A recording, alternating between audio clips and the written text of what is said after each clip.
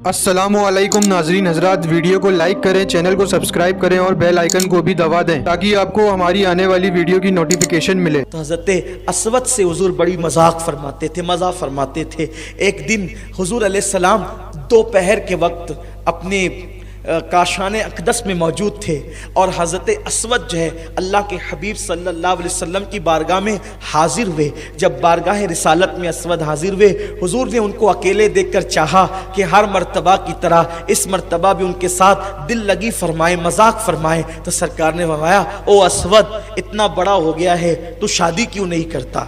जब मेरे सरकार ने कहा ना इतना बड़ा हो गया तो शादी क्यों नहीं करता, हुजूर ने हंसते हुए कह दिया और हज़रत असवद ने उसको सीरियस ले लिया। क्योंकि कभी कभी लोग मजाक को सीरियस ले लेते हैं और ऐसा ही हो गया। उस वक्त मजाक उन्होंने सीरियस ले ली, आंख में आंसू आ गए। मेरे सरकार की शान ये थी कि हुजूर किसी की आंखों में आंसू देख नहीं सकते थे। सरकार अलैहिस्सलातु व तस्लीम ने कहा, क्यों रोता है? तो असवद ने कहा, आका आप कहते हैं इतना बड़ा हो गया शादी क्यों नहीं करता? या रसूलल्लाह, मुझ जैसे पक्के रंग के आदमी को अपनी बेटी कौन देगा? यहाँ के लोग तो बड़े खूबसूरत है, अंसार मदीना तो हसीन और जमील, आका कौन मुझे बेटी देगा? बस इतना कहना था। हुजूर की बारगाह में कोई अपनी अर्जी लाए, अल्लाह की इज्जत की कसम, हुजूर की बारगाह में आया हुआ सवाल कभी रद्द नहीं होता। मेरी माएँ और बहनें तवज्जो से सुने, आप भी सुने। जैसे ही असवद ने कहा, हुजूर मदीने वाले तो बड़े खूबसूरत लोग हैं, मुझे कौन अपनी बेटी देगा? दरियाए करम जोश में आया और मदीने मुनव्वरा में जो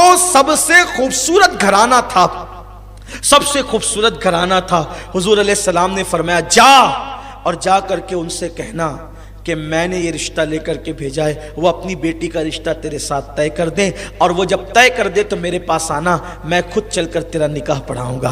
कुर्बान जाए, करीम आका ने ये बात कह तो दी। असवद की हिम्मत नहीं हो रही थी, हुजूर उनके यहाँ वो तो बहुत खूबसूरत है। सरकार फरमाते हैं, जा और उनसे मेरा नाम कहना, जा और उनसे मेरा नाम कहना।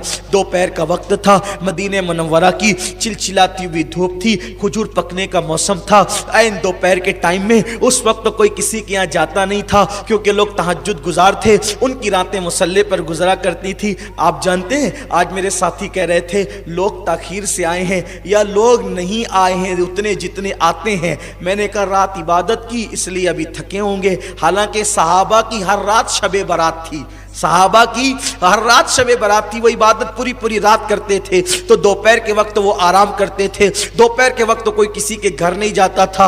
अगर दोपहर के वक्त तो कोई किसी के घर जाता तो उस कैफियत में जाता जब कोई बहुत अर्जेंट काम आ जाता या कोई हादसा हो जाता। हजरत असवद गए, दरवाजे पे दस्तक दी, अंदर से आवाज आई, कौन? बाहर से कहा असवद। जैसे ही सुना असवद तो दरवाजा खोला।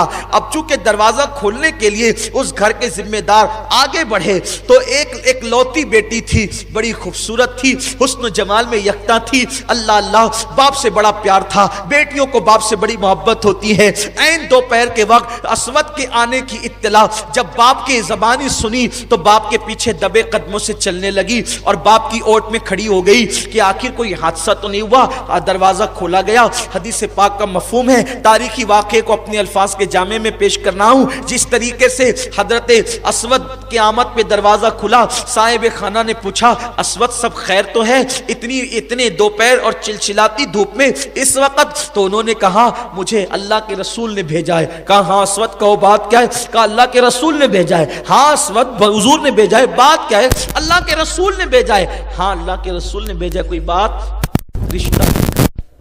ओहो, दोपहर की चिलचिलाती धूप में 3 मर्तबा का अल्लाह के रसूल ने भेजा है। किस लिए? रिश्ता लेकर।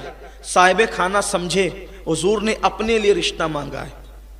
क्या खुशी होगी, मेरी बेटी उम्मुल मोमिनीन बन जाएगी, मेरी बेटी हुजूर की बीवी बन जाएगी, खुशी की इंतहा ना रही।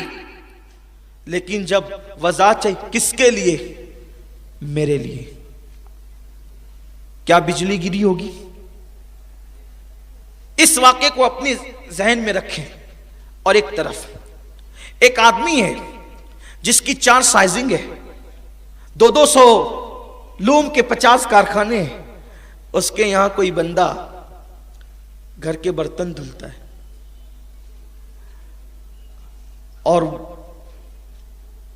सेठानी उस घर की कार में बैठ करके किसी के घर जाए, बड़े घराने में, اور کہے میں رشتہ لے کر کے آئی ہوں.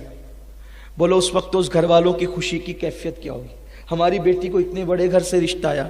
لیکن اگر گھر کا کوئی فرد پوچھے کس کے لیے سٹانی صاحبہ، کہ وہ ہمارے یہاں جو برتن دھلتا ہے اس کے لیے. بولو ان کی کیفیت کیا ہوگی؟ ایک سیکنڈ میں خوشی اور اس کے فوراً بعد بجلی کیسے گرے گی ان پہ، بلا تمثیل، ملانے کے لیے نہیں، صرف سمجھانے کے لیے.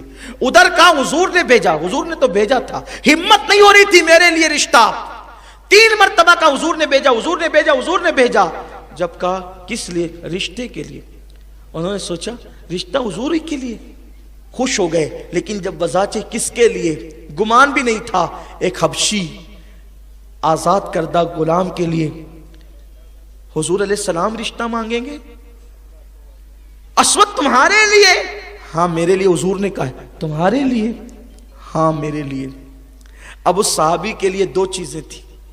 بیٹی کو مطمئن کیسے کریں کہ ایک پکے رنگ کے حبشی آزاد غلام، آزاد کردہ غلام، ایک حبشی غلام جو آزاد کر دیے گئے ہیں، ان کے ساتھ اپنی حسین اور جمیل بیٹی، وہ بھی مدینہ منورہ کی حسین بیٹی، اس کے ساتھ بیاہ کر دیں.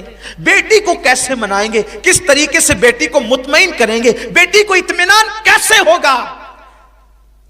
ایک طرف بیٹی کا مستقبل ہے، اور اگر نہ کہہ دیتے ہیں تو ایمان چلا جاتا ہے.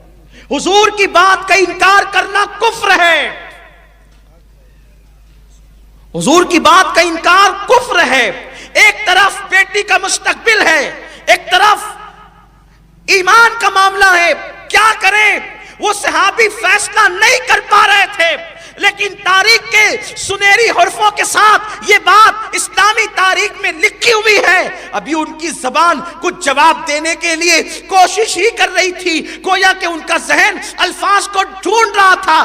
ایسے میں ایک نرم و نازک ہاتھ ان کے کندھے پہ آتا ہے اور ان کے کندھے کو دباتا ہے. جب وہ ہاتھ سے کندھا دبتا ہے تو وہ باپ جب پیچھے مڑ کے دیکھتا ہے تو وہی حسین و جمیل بیٹی پیچھے کھڑی ہوئی تھی، آنکھ میں خوشی کے آنسو تھے، اور کہہ رہی تھی بابا دیر نہیں کرنا، جلدی سے ہاں کہہ دینا، جلدی سے ہاں کہنا. آنے والے اسود کو مت دیکھو، بھیجنے والے رسول اللہ کو دیکھو. آپ کی بیٹی کتنی خوش نصیب ہے. کسی کا رشتہ باپ بھائی بے کون طے کرتا ہے، لیکن آپ کی بیٹی کا رشتہ حبیب خدا نے طے کر دیا ہے. آپ جلدی سے ہاں کر دے. قربان جائے، رنگ نہ دیکھیں، آنے والے اسود کو نہیں، بھیجنے والے محبوب خدا کو دیکھیں. یہ فکر تھی. اور پھر آگے جو ہوا وہ تو بڑا دردناک اور حیرت انگیز منظر ہے کہ اسود کو جب انہوں نے ہاں کر دیا، دوڑے دوڑے اسود خوشی سے پھولے نہیں سما رہے تھے. حضور انہوں نے ہاں کر دیا. حضور کے چٹائی پر کچھ رقم رکھی تھی، مٹھی بھر کے اٹھائی، اسود کی گود میں ڈالا. جا کپڑے خرید اور نکاح کا انتظام کر تاکہ تیرا نکاح ہو. ادھر جھولی میں پیسے پڑے اور وہ گئے. ادھر گئے، کسی نے آ کے اطلاع دی یا رسول اللہ احد کے میدان کے اندر تو دشمن آ کر کے جمع ہو چکے ہیں اور جنگ مسلط کر دی ہے، تیاری کرنا ہے. سرکار نے کہا جاؤ اعلان کر دو. دوپہر سے لے کر صبح فجر تک اعلان ہوتا رہا. اسی دوپہر کے وقت اعلان کرنے والا نکلا. اعلان کرتے کرتے بازار میں گیا. لوگوں، اللہ کے حبیب نے فرمایا کاروبار بند کرو، سارے کام چھوڑو اور اپنی جان کی نظریں لے کر حضور کی بارگاہ میں پہنچو. دشمن آ گیا ہے احد کے میدان میں، ہم نے بھی جا کر اسلام کی حفاظت کرنی ہے. قربان جائیں، اسود کپڑے لے چکے ہیں، پیسے دے چکے ہیں اور اسود کا ہٹنے والے ہیں. ایسے میں کانوں میں آواز آتی ہے، حضور جنگ کے میدان کے لیے بلاتے ہیں، جانے قربان کرنے کے لیے. اسود نے دکاندار سے کہا ایک احسان کرو گے؟ دکاندار نے کہا بتاؤ بھائی کیا کر سکتے ہیں. یہ پیسے میرے واپس دے دو، کپڑے اپنے واپس لے لو. لیا پیسے اور اسی پیسوں سے آپ نے جو ہے وہ ڈھال خریدی اور تلوار خریدی. اب حضور کی بارگاہ میں نہیں گئے، چپکے سے جا کر کے مجاہدین کی صف میں کھڑے ہو گئے. چپکے سے اس لیے گئے تاکہ حضور کو اطلاع نہ ہو پائے. اگر حضور کو پتہ چل گیا حضور کہیں گے اسود جہاد تو قیامت تک ہوتا رہے گا، ابھی شادی کر لے تاکہ تیرے دل کے ارمان پورے ہو جائیں. اسود نے سوچا جس نبی نے سب کچھ دیا اس نبی کو ہم جان کے سوا دے بھی کیا سکتے ہیں، اور حق تو یہ ہے کہ حق ادا نہ ہوا. چپکے چپکے سے جا کر کے کھڑے ہو گئے. ہم بھی عاشق رسول کہلاتے ہیں. ہمارا حال یہ ہے شب برات میں بھی رات بھر کھاتے پیتے رہے اور فجر سے پہلے جا کر سو گئے. یہ ہمارا حال ہے. میرے آقا علیہ السلام کے دیوانوں پکنک پر گئے اور وہاں پر گناہوں کے اڈوں کو آباد کیا. کیفیت یہ ہے حرام لقمہ پیٹ کے اندر ڈالا, عورتوں پہ بد نظری کی, نمازیں ترک کی, داڑیاں مڈا کے گٹروں میں پھینکا. یہ اپنی زندگی کا کل معاملہ ہے, کل حال ہے. میرے آقا علیہ السلام کے دیوانوں وہ کیسے عشاق تھے. سوچو اتنی خوبصورت بیوی ملنے والی ہے اور چند لمحوں کے بعد ملنے والی ہے, لیکن اسود جانتے تھے کہ سب چیزوں سے زیادہ محبت کرنا حضور سے یہ ایمان کی نشانی ہے. اگر حضور سے پیار نہیں تو کچھ بھی نہیں, حضور سے محبت نہیں تو کچھ بھی نہیں, حضور سے عشق نہیں تو کچھ بھی نہیں. بمصطفیٰ برسا خیش را کے دی ہم اوس, اگر بہو نہ رسیدی تمام بولا بیس. پورا کے پورا دین محمد الرسول اللہ کا نام ہے. اگر ان سے محبت نہیں ہے تو پھر کچھ بھی نہیں ہے. جو ان کے قدموں سے دور ہو گیا ابو لہب نے, اور اس میں کوئی فرق نہیں ہے. اسود کھڑے ہو گئے. اس کے بعد صبح کو قافلہ چلا میدان جنگ کے اندر, تلواریں تلواروں سے ٹکرائی. اور احد کی جنگ کی داستان آپ مجھ سے پہلے کئی مرتبہ سن چکے ہیں. 70 صحابہ شہید ہوئے. حضرت حمزہ, حضرت مصعب ابن عمیر, حضرت شماس, اس طریقے سے ان میں سے حضور علیہ السلام نے جب لاشوں کو اکٹھا کیا جنازہ پڑھانے کے لیے تو دیکھا کہ اس میں اسود کی لاش بھی تھی.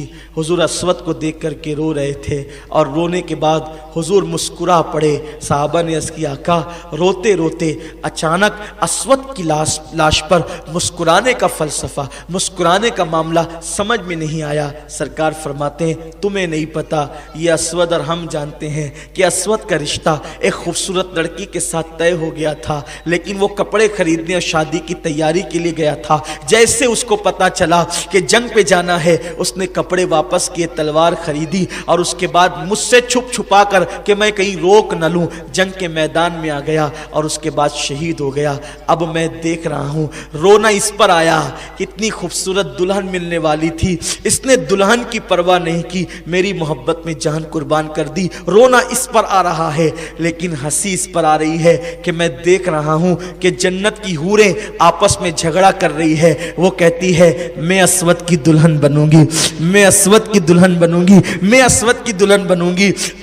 حوریں لڑ رہی ہے عاشق رسول کے لیے کہ اس کی دلہن میں بنوں گی. میرے آقا صلی اللہ علیہ وسلم کے دیوانوں, میں اپنی بہنوں سے یہ نہ کہہ دوں ارے نادان, اگر پکے رنگ کا انسان سچا عاشق رسول بن جائے اس کی دلہن بننے کے لیے حوریں جنت کی لڑتی ہے, تو کہاں کہہ رہی ہے کہ جس کے چہرے پہ داڑھی ہے میں اس سے شادی نہیں کروں گی. ارے اس کے لیے تو حوریں لڑ رہی ہے. تو کہاں کہہ رہی ہے میری بہن کہ جس کے سر پہ ٹوپی ہے اس سے شادی نہیں کروں گی.